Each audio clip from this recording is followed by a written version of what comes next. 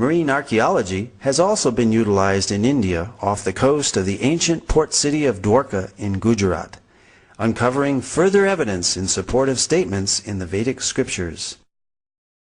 An entire submerged city at Dwarka, the ancient port city of Lord Krishna, with its massive fort walls, piers, wharves, and jetty, has been found in the ocean as described in the Mahabharata and other Vedic literatures. This Sanskrit verse from the Moshila Parva of the Mahabharata describes the disappearance of the city of Dwarka into the sea. After all the people had set out, the ocean flooded Dwarka, which still teemed with wealth of every kind. Whatever portion of land was passed over, the ocean immediately flooded over with its waters. Dr. S.R. Rao, formerly of the Archaeological Survey of India, has pioneered marine archaeology in India. Marine archaeological findings seem to corroborate descriptions in the Mahabharata of Dwarka as a large, well-fortified, and prosperous port city, which was built on land reclaimed from the sea and later taken back by the sea. This lowering and raising of the sea level during these same time periods of the 15th and 16th centuries BCE is also documented in historical records of the country of Bahrain. Here is a glimpse of the massive Dwarka city wall.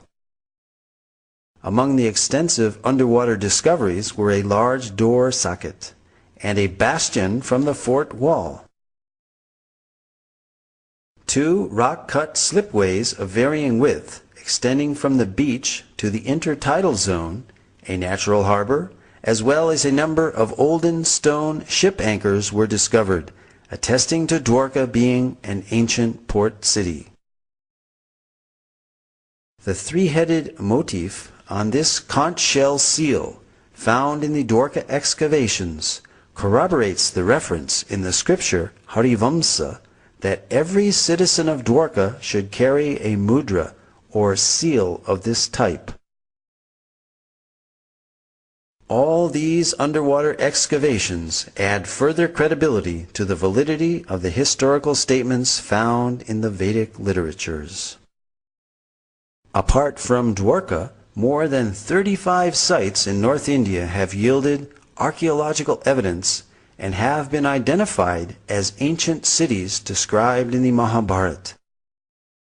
Copper utensils, iron, seals, gold, and silver ornaments, terracotta discs, and painted grayware pottery have all been found in these sites. Scientific dating of these artifacts again corresponds to the non-Aryan invasion model of Indian antiquity. Furthermore, the Matsya and Vayu Puranas describe great flooding which destroyed the capital city of Hastinapur, forcing its inhabitants to relocate in Kaushambi. The soil of Hastinapur reveals proof of this flooding. Archaeological evidence of the new capital of Kaushambi has recently been found, which has been dated to the time period just after this flood. Similarly, in Kurukshetra, the scene of the great Mahabharata war, iron arrows and spearheads have been excavated and dated by thermoluminescence to 2800 BCE, the approximate date of the war given within the Mahabharata itself. The Mahabharata also describes 3 cities given to the Pandavas, the heroes of the Mahabharata, after their exile: Paniprastha, Sonaprastha, and Indraprastha, which is Delhi's Puranakela. These sites have been identified and yielded pottery and antiquities which show a cultural consistency and dating consistent for the Mahabharata period, again verifying statements recorded in the Vedic literatures. Although early Indologists in their missionary zeal widely vilified the Vedas as primitive mythology, Many of the world's greatest thinkers admired the Vedas as great repositories of advanced knowledge and high thinking.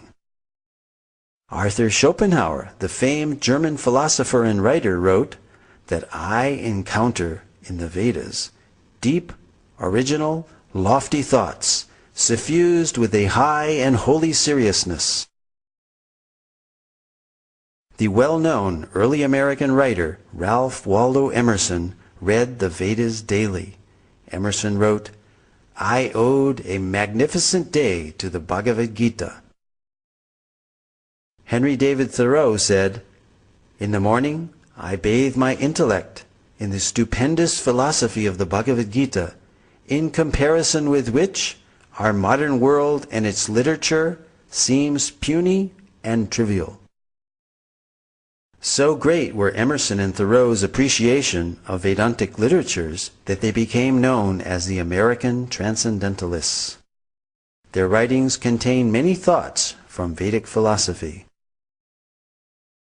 Other famous personalities who spoke of the greatness of the Vedas were Alfred North Whitehead, British mathematician, logician, and philosopher, who stated that Vedanta is the most impressive metaphysics the human mind has conceived. Julius Robert Oppenheimer, the principal developer of the atomic bomb, stated that the Vedas are the greatest privilege of this century. During the explosion of the first atomic bomb, Oppenheimer quoted several Bhagavad Gita verses from the 11th chapter, such as, Death I am, cause of destruction of the worlds.